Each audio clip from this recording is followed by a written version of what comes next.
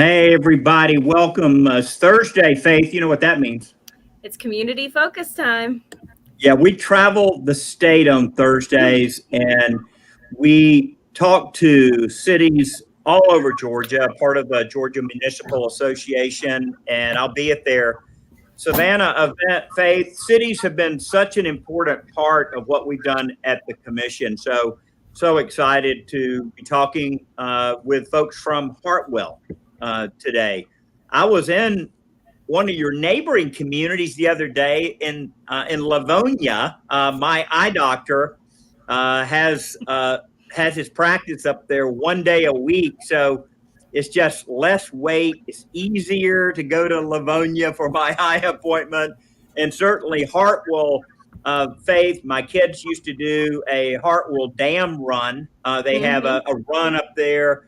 Also, all of my kids were involved with cross country, and there's a golf course up in Hartwell that they hosted a run on. So let's say hey to everyone, and then we're gonna crank it up with the mayor. It's good to have Virgil Hobbs today, and Virgil is he's with SEPA, and he's going to talk to us about the dam, Hartwell Dam, because it's really that dam that put the city on the map. So, Virgil, great to be with you today.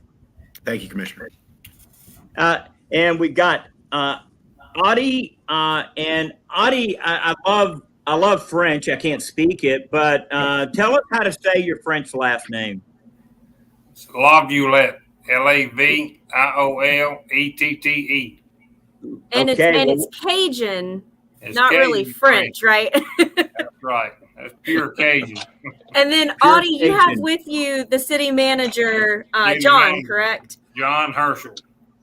All right, John, good to have you guys on. We're going to talk about Hartwell gas and clean natural gas and the great things natural gas is doing for our country. Susan Norris is on today with Rescuing Hope, and Faith's going to do our focus on human trafficking that we always do on our show. Susan, good to see you today. Good to see you as well, Commissioner. And let's drop everybody to the green room except for the mayor, Mayor Brandon Johnson. Mayor, let's do our three shot with the mayor. There we go. Mayor, thank you for stopping your car and talking with us today. You're busy as a bee up there. So, how great is it to be up there on the lake, near the lake? I mean, it's just such a Lake Hartwell, North Georgia. I mean, it's just such a beautiful part of our state. It is. I'm a native of the area. We've been here a long time, and parents are both small business owners, and I'm a small business owner now. And so it's a fantastic place to live and raise a family. We have a lot of really great things going on here, and it is, I think, a beautiful part of the state. We're just below that before it becomes too much of mountains. We're just in a perfect spot. We're right here off of I-85. You can get to Atlanta within about an hour and a half. You're at Greenville, South Carolina within an hour. Lakes, mountains all around you. It's just a perfect place. Mayor, when our cities are on the state line, I think of Thomasville down there near Tallahassee. Oh, yeah. I think of St. Mary's near Jacksonville, and you guys are closer to Greenville than Atlanta, and certainly less traffic. Do you find that when folks are going out for a fancy dinner, or they're wanting to go to, quote, the big city, are they heading up there to downtown Greenville in that area, or are they driving on down to Atlanta? Definitely more the Greenville direction for just a quick hop over. Actually, the largest city, there's two larger cities in Hartwell close to us. There's Athens, Georgia, UGA, which has always been a pretty popular spot. But then also Anderson, South Carolina, which is even closer. It's about 20 to 30 minutes away, has been historically where most people would go on a Friday evening because, people would go over for the major shopping. But one of the great things that we've seen is a trend over, I'd say, the last decade, but particularly since COVID, more people are staying in Hartwell to do their business, to eat, shop, and have the family fun time. We've had quite a revitalization of our town in the last several years. Our downtown is almost completely full. We've got several really good restaurants. We've actually got 5 or 6 restaurants that'll be opening in the next year inside of our community. 2 or 3 really nice sit-down restaurants. And so, although COVID was terrible, and it really was a bad situation, it almost reprogrammed our people to not get in the car and go somewhere every Friday and Saturday night, but to stay closer. And people have found that we really have some great things here. Wow. Mayor, I remember, and my daughter went to, I have 7 children, but my number 6 child went to Athens Christian, and she had a friend from Hartwell, a Vietnamese friend, and would go up there. And this is when she was 11. You know, they would hang out together. She couldn't drive, so I would transport her. And so we would go to Hartwell, and she'd jump on the trampoline, play in there. They were chicken farmers.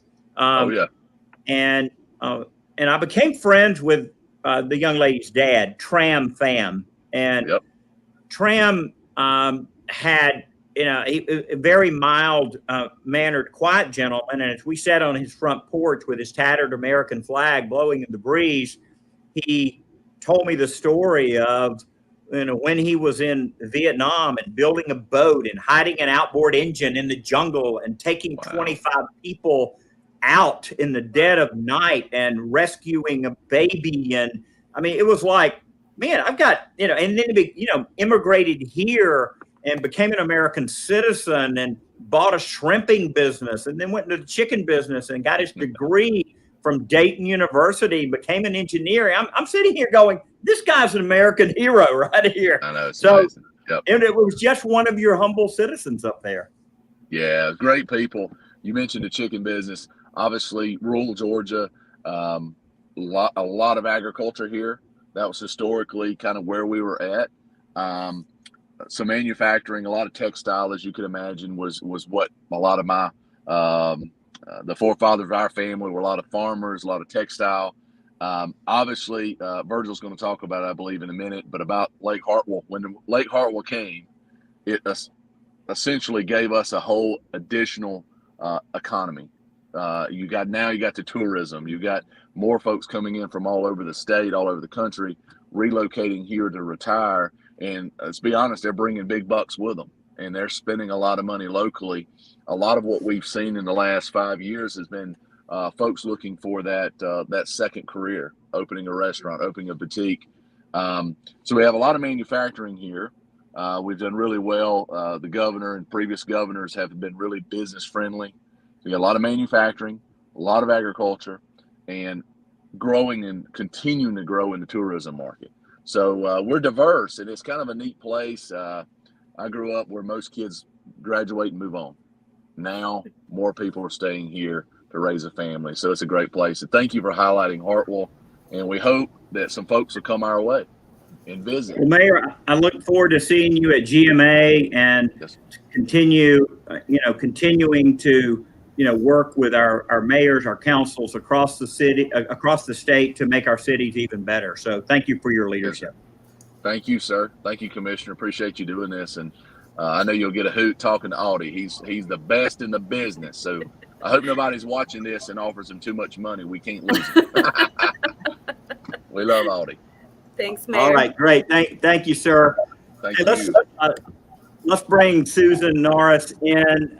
Susan, we've focused in my office for about 6 years on combating human trafficking in the sense that we want to educate people about what they can do. We want to educate them about the difficulties of the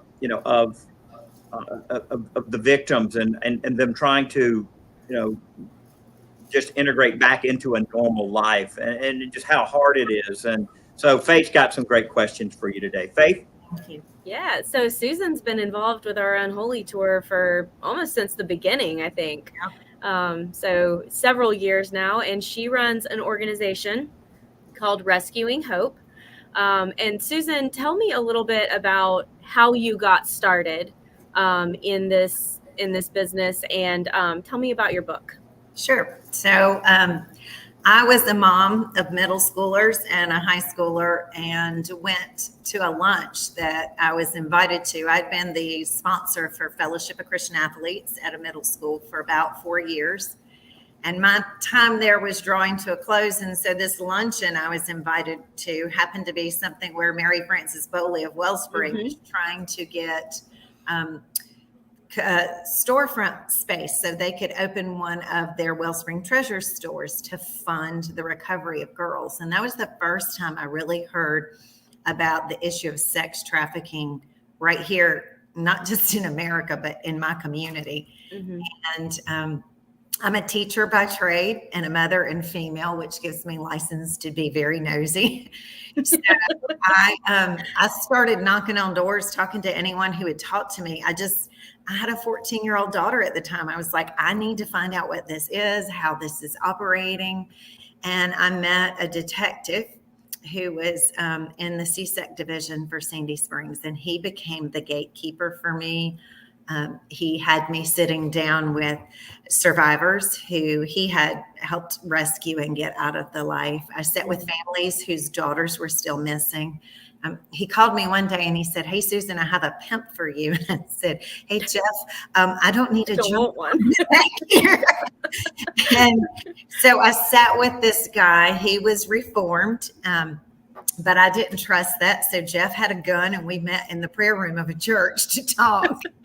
Cover all your bases, right? That if I don't get him, God will, you're safe. So I interviewed him, and then I seriously went and sat down and thought, what am I going to do with all this? So I ran away, went to Africa on a mission trip because it was just too much. And when I came home, I spent 9 months really just trying to figure out how to process what I learned and how to help kids. I mean, my whole life, my career has been kids, either in youth ministry or as a teacher.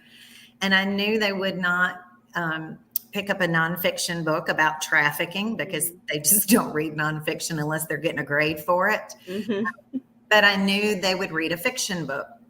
But I also had to honor those who had so willingly shared bits and pieces of the horror they lived through. I couldn't just totally dumb it down. And so Rescuing Hope, we joke and we say it's faction because it's fiction, but so much of what happens to the main character actually happened to someone that I sat with. Every single one of the victims that I interviewed, they're traffickers today. And it's been 10 years this December since the book released. Those traffickers are still out trafficking. They've not been prosecuted, which is just deplorable. But unfortunately, it's really hard. Our law enforcement has learned so much and they're doing great jobs in going after it. But when you're dealing with someone who's been not just physically abused, but mentally tortured, it's really hard for them to be good historians of their past. So that's how the book came about. And I published it and I thought, okay, I'm done. I'll go figure something else out to do. And the girls started calling me and they were like, "Hey, Mama, I need money on my books. I'm in jail. Hey, Mama, I need diapers." And I thought, what are books in jail? I've never been to jail. I don't know what this is. And honestly, I cut my teeth and learned about this issue from the very young ladies that I started serving. Did it on my own for 6 years out of the trunk of my car. And then my husband waved the white flag and said, "We need help. I can't fund this forever." And so in 2015, we started the organization Rescuing Hope. So your book is wonderful. It is a wonderful work of faction. And we're going to do a giveaway. We've commented on all of the platforms, how to enter. You just need to go follow Rescuing Hope on any of their social media platforms. So Twitter, Instagram, or Facebook, and then come back to the format that you're watching on and comment. Tell us where you followed them. And then you can send me an email. I will put my email in the comments.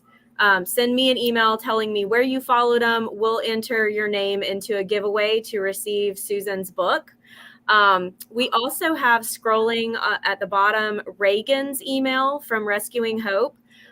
If you would like to use Susan's book as a book club read, you can actually schedule. First of all, you can email Reagan and get a book discussion guide to go along with the book.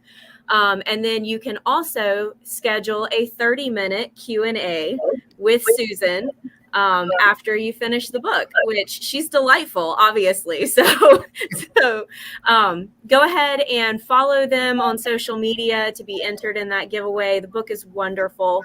Really, truly is. And Susan is wonderful. Susan, thank you so much for coming on with us. We will have you on again to talk more about what you do with Rescuing Hope. Thanks, Faith. Thanks, Commissioner. Y'all have a great day. Thanks, Susan. Look forward to seeing you on the next Unholy Tour. Yes, sir.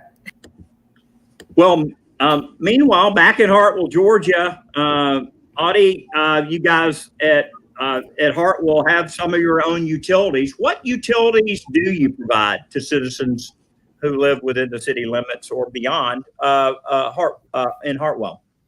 Every utility is provided but the electric side of power, gas, water, sewer, garbage. We do it all but the power side. Yeah, so on the gas side, we're seeing gas prices tick up, partly, I think, because of the Ukrainian thing, partly because of inflation. How has things fared up there for your gas customers? Are you seeing the same trend that we're seeing? Yes, sir. It was right at $12 a thousand this month when I got the rates this past week, and we ain't seen this since the 2005, 2006 era. But they say it's gonna come down a little bit. We ain't hearing too many complaints right now, but. So summertime is coming on. That's the good thing. They won't burn as much, and so maybe by the time winter hits again, it'll come back down. But Commissioner, I'd also, we're a member of MGAG, and we're part of their hedge program, and so that helps us cut the cost of the rising gas prices. So that savings is passed on to our customers as well.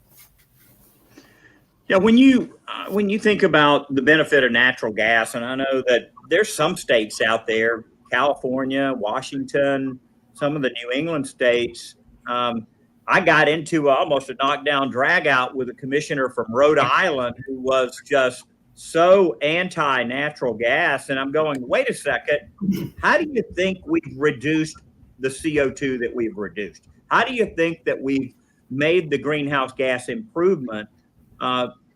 Were it not for natural gas, we wouldn't have had that. And I know y'all are big fans of natural gas, right?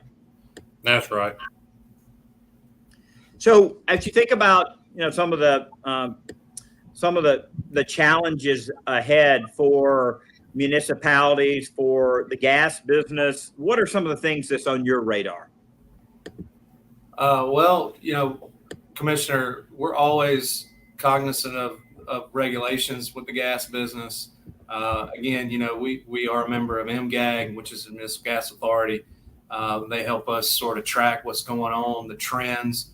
There is like you mentioned, with one of your colleagues in Rhode Island, there is a negative sentiment with natural gas, which is unfortunate because, we feel like natural gas is a very clean, efficient, and cost-effective use of energy. So we're always sort of monitoring that, but we still feel like natural gas is a great commodity.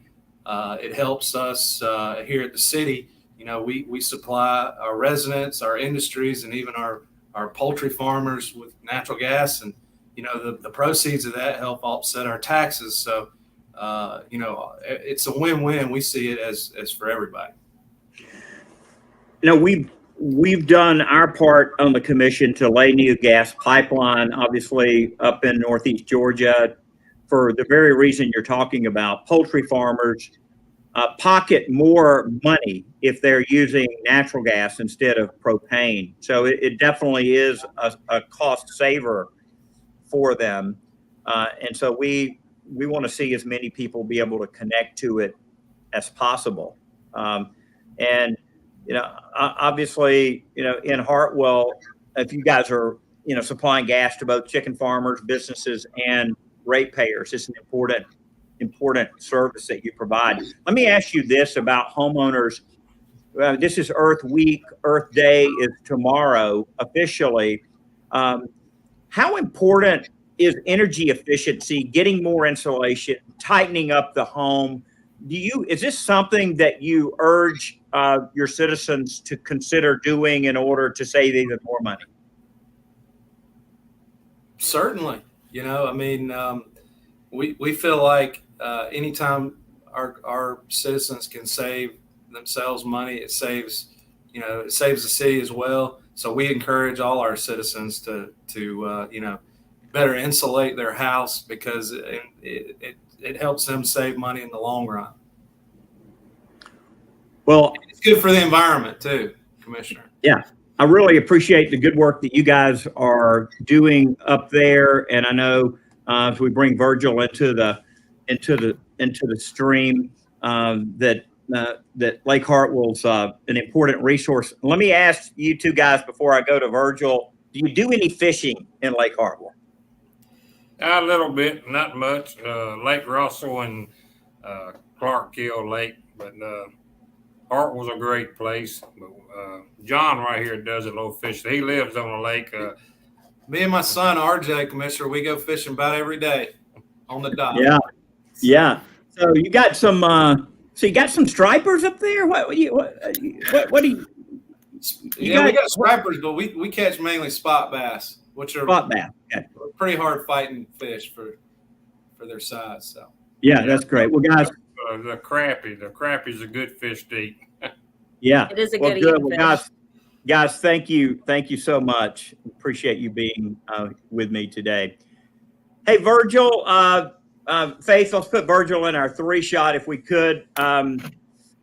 Virgil, Hartwell Dam. I did a little study on when it was built, because they put a railroad track in there, right, to bring a lot of the materials, and it building a reservoir like Hartwell or Lake Lanier is an enormous amount of effort to build it and to keep it going.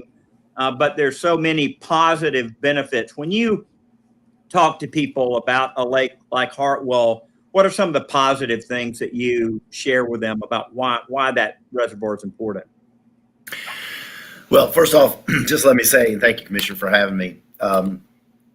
It was 1962 when the first power came online in Hartwell. So there was many years that goes ahead of that to basically do that. And you have to cut trees and build the dam and earthen embankments and all those kind of things. So I don't really know when the actual work started there, but it was definitely in the 50s time frame to make all that happen. Again, we just celebrated, it was a few years back, the 50th anniversary of Lake Hartwell. But there's so many things, the functions associated with that.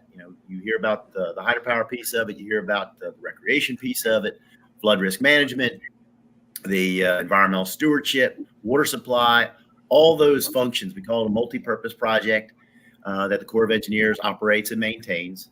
I had the distinct opportunity to serve there for my federal career for 8 years as the operations manager at Hartwell before coming to Southeastern Power Administration. And there's just a wonderful staff of folks over there. Aaron Wahus has my former position there.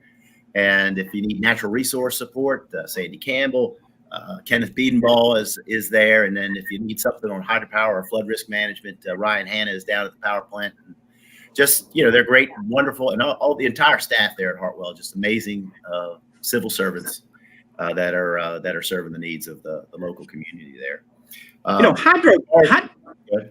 Hydropower was kind of the original green energy, wasn't it? I mean, in 62, we didn't have much natural gas in Georgia in terms of power production. It was mostly coal. And so you think about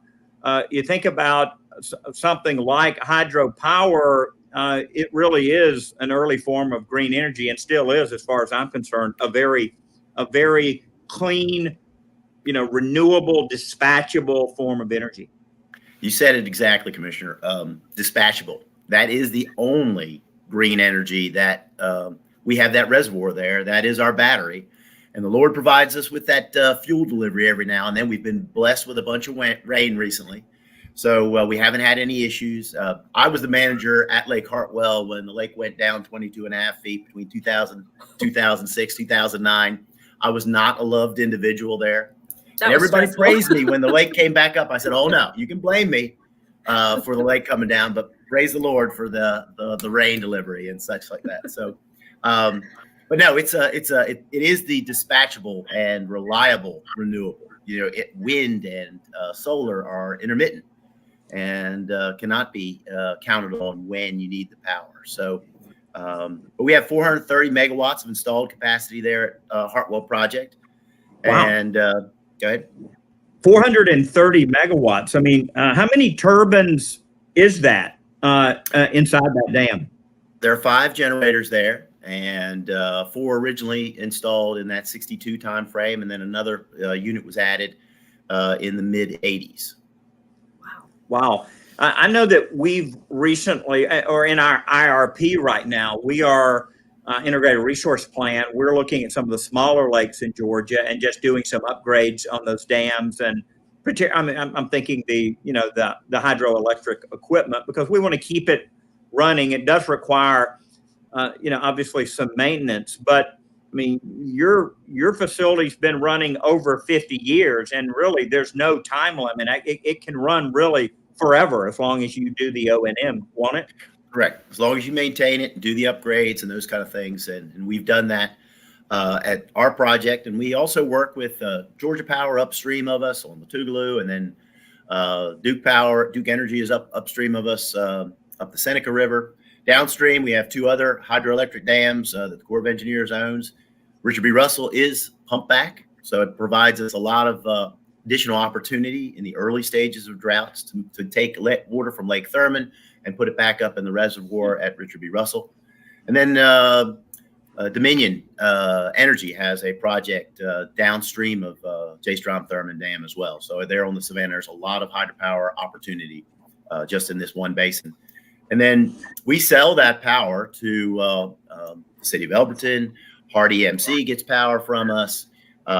We sell power to LaGrange, Ackworth, Beaufort, all those cities and communities, electric cooperatives in Georgia, really from Mississippi to Virginia and Illinois to Florida receive power from these projects. And we have 3 other dams in Georgia and on the Alabama, 3 others on the Florida, Alabama, Georgia lines. Wow. Well, just, final question here today.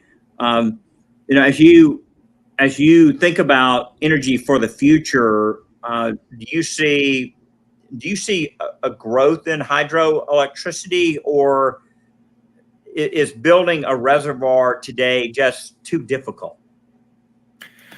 I don't know that there's going to be any additional reservoirs built. There's been talk about trying to raise levels of reservoirs and those kind of things. That does create infrastructure problems around the lake, especially at the core dams. They have one of the largest recreation programs in the nation. The shoreline program around Hartwell is larger than any other core lake. A lot of people talk about Lake Lanier, but there's actually 12,000 docks around Lake Hartwell, and there's plenty of room for some more. Almost 1,000 miles of shoreline touching 6 counties, 3 in Georgia and 3 in South Carolina. So it's an amazing resource. Now, there's also talk about trying to add hydropower, as you were talking, at the existing structures, small hydropower. I think there is going to be a push in the future to do something like that. But we do need to have that. Our customers have diverse portfolios, which include natural gas, which they're reducing their coal, but they also have nuclear. The 2 units down at Plant Vogel are coming online in the next year. Many of our customers have bought into those, the outputs of those generators as well. So it's an all-inclusive energy environment out there. Well, I've learned so much about hydroelectricity on this call. Yeah, Virgil, thank you so much for the great work that you are doing and that you've done. We appreciate you being on today. Thank you. Could I throw out one other plug to yes. add on to what the mayor said about Hartwell? I do Yes. some community theater on the side, and Hart County Community Theater is an amazing resource there at Hartwell, and they do some shows over at the Lonnie Burns Performing Arts Center. That facility sits there next to the high school, and it's like the Fox Theater in Atlanta being in downtown Hartwell. So come see a show there, one of the theaters there that perform there. So just throw that out. Awesome. All right, we're gonna go. We're gonna go and see. Got any musicals coming up? I love the musical. I don't know the schedule, but I'm sure they've got a musical coming up. All right. We're gonna check it out. Let's see if there's a musical. I'll check it out. Well, thank you, Virgil. Mayor, thank you for being on with us today. Audie and your department. Is that John? Is that who's That's with you, John's Audie? shoulder. That's John's shoulder that came into frame. Appreciate it, Commissioner. We appreciate what you do for us. Take care. All right, y'all. Have a great Earth Day, everybody. That's tomorrow. I'll be at Ponce City Market on Saturday doing an Earth Day broadcast of Energy Matters at 12. And then tomorrow I'll be at the MARTA electric vehicle ribbon cutting at Edgewood MARTA Station and be riding on that electric bus tomorrow. Looking forward to that. So hopefully get out to Lake Hartwell sometime this year and maybe do a little I don't do skiing anymore, but maybe on that little bitty that knee board, you only have to go about 12 miles an hour. I can do the knee board. All right, y'all. Thanks so much.